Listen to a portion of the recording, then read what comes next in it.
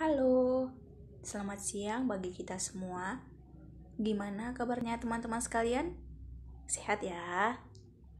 Puji dan syukur kita ucapkan kepada Tuhan Yang Maha Esa, karena berkat dan karunia-Nya kita masih bisa dipertemukan dalam kegiatan perkuliahan ini. Oke, baik, langsung saja. Dalam kegiatan ini, kami akan mempresentasikan hasil kerja kelompok kami, yaitu mata kuliah pengantar manajemen yang membahas tentang perkembangan ilmu manajemen oleh kelompok 4 yang beranggotakan Belawati, Raulina Barus, yaitu saya sendiri, Aurelia Respinka, Emia Karina, dan yang terakhir Hanima Rosalia. Ilmu manajemen. Secara umum, manajemen adalah suatu proses di mana seseorang dapat mengatur segala sesuatu yang dikerjakan oleh individu ataupun kelompok. Manajemen perlu dilakukan guna mencapai tujuan atau target dari individu ataupun kelompok tersebut secara kooperatif menggunakan sumber daya yang tersedia. Selain itu, manajemen juga dapat diartikan menurut etimologinya. Manajemen berarti sebagai seni mengatur dan melaksanakan berdasarkan bahasa Prancis kuno. Manajemen juga dapat diartikan sebagai usaha perencanaan, koordinasi, serta pengaturan sumber daya yang ada demi mencapai tujuan secara efektif dan efisien. Dengan menerapkan ilmu manajemen, diharapkan sesuatu yang sedang dikerjakan dapat selesai tepat waktu dan tanpa ada hal yang menjadi sia-sia. Tujuan dapat tercapai karena terorganisir secara baik. Jadi dalam hal ini perlu bimbingan dari manajer supaya dapat mencapai tujuan secara efektif dan efisien. Sejarah ilmu manajemen. Secara keilmuan, manajemen baru terumuskan kurang lebih di abad 18 atau awal abad 19 Masehi. Di antara tokoh-tokoh yang mula-mula memperkenalkan manajemen secara keilmuan adalah Robert Owen, yaitu pada tahun 1771 sampai dengan tahun 1858, dan temannya Charles Babbage pada tahun 1792 sampai dengan 1871.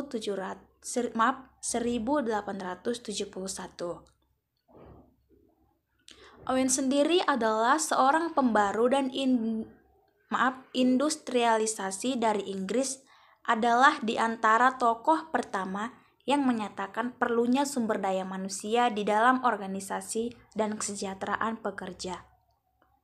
Sedangkan Babbage adalah seorang ahli matematika dari Inggris, yaitu orang yang pertama kali berbicara mengenai pentingnya efisiensi dalam proses produksi. Dia meyakinkan akan perlunya pembagian kerja dan perlunya penggunaan matematika dalam efisiensi penggunaan fasilitas dan material produksi.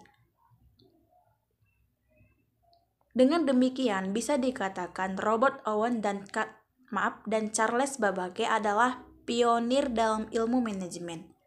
Jadi, kedua ilmuwan ini sangat penting dalam sejarah ilmu manajemen.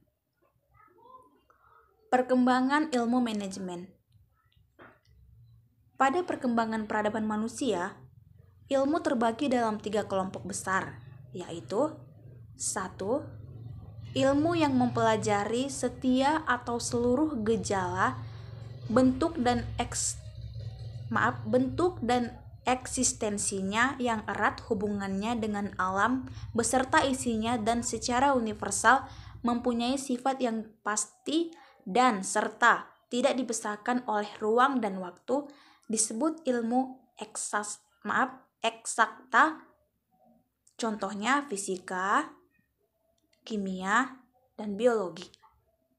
Yang kedua, ilmu yang mempelajari ilmu yang mempelajari seluruh gejala manusia dan eksistensinya dalam hubungannya pada setiap aspek kehidupan yang terjadi dalam kehidupan masyarakat dinamakan ilmu sosial atau non-eksakta. Misalnya, ekonomi, politik, psikologi, sosiologi, hukum, administrasi, dan lain-lain. Yang ketiga, ilmu humaniora. Kumpulan pengetahuan yang erat hubungannya dengan seni, misalnya seni tari, seni lukis, seni sastra, dan seni suara. Oke, selanjutnya akan dilanjutkan oleh teman saya Belawati.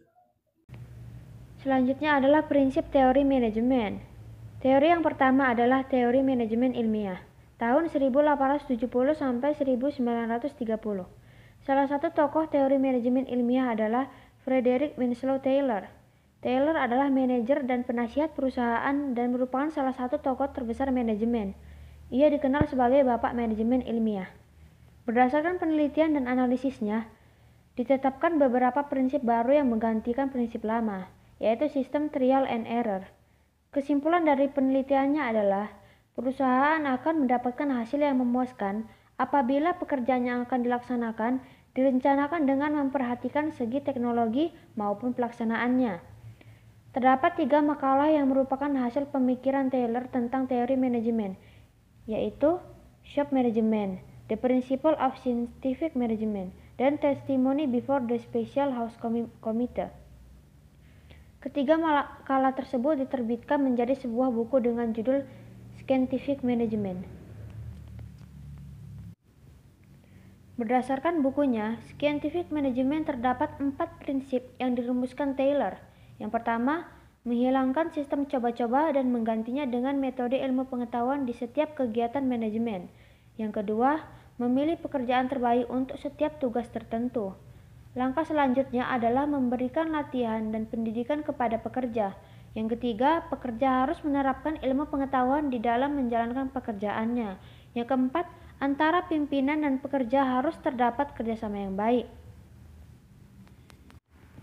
Teori selanjutnya adalah teori organisasi klasik pada tahun 1900 sampai 1940. Salah satu tokoh teori organisasi klasik adalah Henry Fayol, tahun 1841 sampai 1925. Fayol mengemukakan teori dan teknik administrasi sebagai dasar pengelolaan organisasi yang kompleks. Hal ini diungkapkan dalam bukunya yang berjudul Administration Industrial and General atau General and Industrial Management. Dalam teori menurut Fayol, manajemen dibagi ke dalam 5 unsur, yaitu perencanaan, pengorganisasian, pemberian perintah, pengordinasian, dan pengawasan. Selain kelima unsur tersebut, Fayol membagi 6 kegiatan manajemen, yaitu teknik produksi dan manufakturing produk, komersial, keuangan, keamanan, akuntansi, dan manajerial. Berikut beberapa prinsip manajemen menurut Fayol. Yang pertama, division of work atau spesialisasi dalam pekerjaan. Dengan adanya spesialisasi akan meningkatkan efisiensi pelaksanaan kerja. Yang kedua, disiplin atau disiplin. Yang ketiga, unity of command atau kesatuan instruksi. Setiap bawahan hanya menerima instruksi dari satu atasan. Hal ini untuk menghilangkan saling lempar tanggung jawab. Yang keempat, unity of direction atau kesatuan pengarahan. Kegiatan dengan tujuan sama harus diarahkan oleh satu orang yang sama. Yang kelima, subordination of individual interest to general interest. Kepentingan seseorang tidak boleh di atas kepentingan bersama atau organisasi. Yang keenam, remuneration. Gaji pegawai merupakan harga servis atau layanan yang diberikan. Teori manajemen modern tahun 1940 sampai sekarang. Tokoh manajemen pada masa ini adalah Douglas McGregor yang terkenal dengan teori X dan Y. Teori XY ini merupakan salah satu teori perilaku. Teori XY ini diungkap McGregor dalam bukunya The Human Side Enterprise.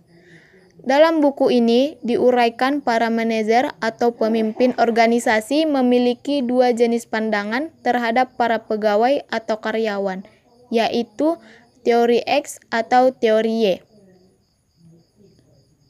Menurut asumsi teori X dari McGregor ini bahwa orang-orang ini pada hakikatnya adalah 1. Pada dasarnya pegawai tidak menyukai pekerjaan, jika mungkin berusaha menghindarinya. 2. Karena pegawai tidak menyukai pekerjaan, maka mereka harus dipaksa, dikendalikan, atau diancam dengan hukuman untuk mencapai tujuan-tujuan yang diinginkan. 3. Para pegawai akan mengelakkan tanggung jawab dan mencari pengarahan yang formal sepanjang hal itu terjadi. 4. Kebanyakan pegawai menempatkan rasa aman di atas faktor lain yang berhubungan dengan pekerjaan yang akan memperlihatkan sedikit ambisi.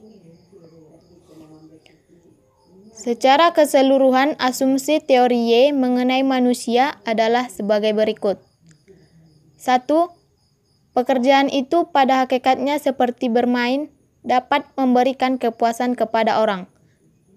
Keduanya bekerja dan bermain merupakan aktiva-aktiva fisik dan mental, sehingga di antara keduanya tidak ada perbedaan, jika keadaan sama-sama menyenangkan. 2. Manusia dapat mengawasi diri sendiri, dan hal itu tidak bisa dihindari dalam rangka mencapai tujuan-tujuan organisasi. 3. Kemampuan untuk beraktivitas di dalam memecahkan persoalan-persoalan organisasi secara luas didistribusikan kepada seluruh karyawan. 4. Motivasi tidak saja berlaku pada kebutuhan-kebutuhan sosial, penghargaan dan aktualisasi diri, tetapi juga pada tingkat kebutuhan-kebutuhan fisiologi dan keamanan. 5. Orang-orang dapat mengendalikan diri dan kreatif dalam bekerja jika dimotivasi secara tepat. Aliran hubungan manusiawi. Pada tahap aliran, perilaku atau hubungan manusia organisasi melihat pada hakikatnya adalah sumber daya manusia. Aliran ini memandang aliran klasik kurang lengkap karena terlihat kurang mampu mewujudkan efisiensi produksi yang sempurna dengan keharmonisan di tempat kerja. Manusia dalam sebuah organisasi tidak selalu dapat dengan mudah diramalkan perilakunya karena sering juga tidak rasional. Oleh sebab itu, para manajer perlu dibantu dalam menghadapi manusia melalui antara lain ilmu sosiologi dan psikologi. Salah satu pelopor pada aliran ini yaitu Hugo Münsterberg pada tahun 1863 sampai 1916, yaitu Bapak Psikologi Industri. Sumbangannya yang terpenting adalah berupa pemanfaatan psikologi dalam mewujudkan tujuan-tujuan produktivitas sarana seperti dengan teori-teori manajemen lainnya. Bukunya Psychology and Industrial Efficiency, ia memberikan 3 cara untuk meningkatkan produktivitas, yaitu A. Menempatkan seorang pekerja terbaik yang paling sesuai dengan bidang pekerjaan yang akan dikerjakannya. B. Menciptakan tata kerja yang terbaik yang memenuhi syarat-syarat psikologis untuk memaksimalkan produktivitas. Yang terakhir, menggunakan pengaruh psikologis agar memperoleh dampak yang paling tepat dalam mendorong karyawan. Aliran manajemen modern. Muncul aliran ini lebih kepada aliran kuantitatif merupakan gabungan dari operation, research, dan manajemen siensi. Pada aliran ini berkumpul para sarjana matematika, fisika, dan sarjana eksakta lainnya dalam memecahkan masalah-masalah yang lebih kompleks. Tim sarjana ini di Inggris, di Amerika Serikat, sesudah Perang Dunia Ketiga dikenal dengan sebutan OR tema dan setelah perang dimanfaatkan dalam bidang industri. Masalah-masalah ruwet yang memerlukan OR team ini antara lain di bidang transportasi dan komunikasi. aliran ini juga memiliki kelemahan karena kurang memberi perhatian kepada hubungan manusia. Oleh karena itu, sangat cocok untuk bidang perencanaan dan pengendalian. Tetapi tidak dapat menjawab masalah-masalah sosial individu seperti motivasi, organisasi, dan kepegawaian. Konsep dari aliran ini sebenarnya sukar dipahami oleh para manajer karena dapat menyangkut kuantitatif sehingga para manajer itu merasa jauh dan tidak terlihat dengan menggunakan teknik-teknik ilmu manajemen. Perkembangan teori manajemen. Proses perkembangan teori manajemen terus berkembang hingga saat ini yang dilihat dari 5 sisi, yaitu 1. Dominan, yaitu aliran yang muncul karena adanya aliran lain.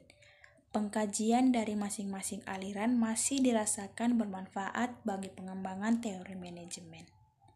Yang kedua, divergensi, yaitu di mana ketiga aliran masing-masing berkembang sendiri-sendiri tanpa memanfaatkan pandangan aliran-aliran lainnya.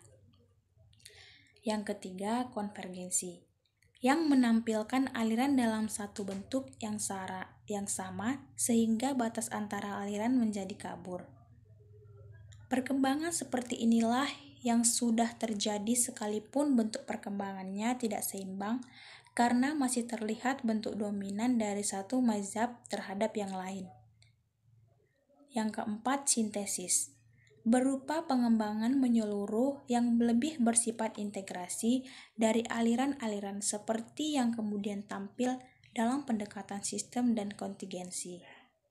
Yang terakhir, yang kelima, proliferasi, merupakan bentuk perkembangan teori manajemen dengan munculnya teori-teori manajemen yang baru memusatkan perhatian kepada satu permasalahan manajemen tertentu. 3 tingkatan dalam manajemen. 1. Manajer lini pertama. Tingkat paling rendah dalam suatu organisasi yang memimpin dan mengawasi tenaga-tenaga operasional disebut manajemen lini atau garis pertama. 2. Manajer menengah. Manajemen menengah dapat meliputi beberapa tingkatan dalam suatu organisasi. Para manajer menengah membawahi dan mengarahkan kegiatan-kegiatan para manajer lainnya, dan kadang-kadang juga karyawan operasional. 3. Manajer puncak klasifikasi. Manajer training pada suatu organisasi. Manajemen puncak bertanggung jawab atas keseluruhan manajemen organisasi. Contoh kasus. Dalam mengatasi permasalahan SDM dalam bidang pelatihan, ini perusahaan Unilever secara umum telah menyiapkan modul training yang berjumlah 2.188 modul yang telah dinaikkan dari tahun sebelumnya yang berjumlah 2.046 buah modul. Selain itu, dari segi peningkatan jumlah pelatih internal juga naik dari 1.416 pelatih menjadi 1.575 pelatih. Dan peningkatan jumlah aktivitas training mencapai 12.705 training.